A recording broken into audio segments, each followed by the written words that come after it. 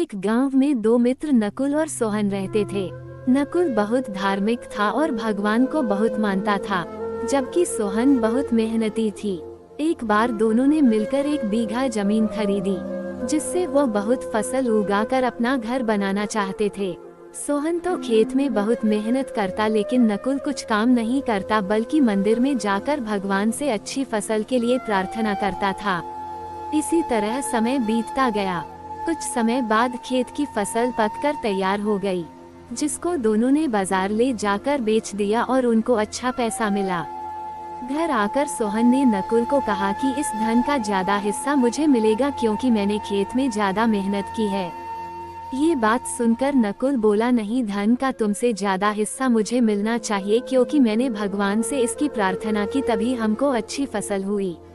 भगवान के बिना कुछ संभव नहीं है। जब वो दोनों इस बात को आपस में नहीं सुलझा सके तो धन के बंटवारे के लिए दोनों गांव के मुखिया के पास पहुँचे। मुखिया ने दोनों की सारी बात सुनकर उन दोनों को एक एक बोरा चावल का दिया, जिसमें कंकड़ मिले हुए थे। मुखिया ने कहा कि कल सुबह तक तुम दोनों को इसमें से चावल और कंकड़ अलग करके लाने हैं, तब मैं निर्णय करूंगा कि इस धन का ज्यादा हिस्सा किसको मिलना चाहिए। दोनों चावल की बोरी लेकर अपने घर चले गए। सोहन ने रात भर जागकर चावल और कंकड़ को अलग किया, लेकिन नकुल चावल की बोरी को लेकर मंदिर में गया और भगवान से चावल में से कंकड़ अलग करने की प्रार्थना की। अगले दिन सुबह सोहन जितने चावल और कंकड़ अलग कर सका उसको ले जाकर मुखिया के पास गया, जिसे देखकर मुखिया खुश हुआ। नकुल वैसी की वैसी बोरी को ले जाकर मुखिया के पास गया। मुखिया ने नकुल को कहा कि दिखाओ तुमने कितने चावल साफ किए हैं।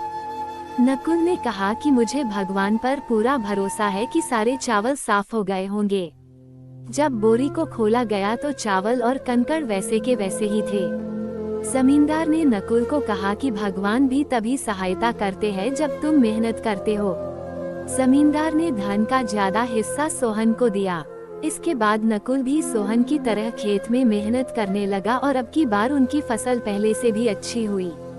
मोरल ऑफ द स्टोरी, सीख। इस कहानी से हमें ये सीख मिलती है कि हमें कभी भी भगवान के भरोसे नहीं बैठना चाहिए।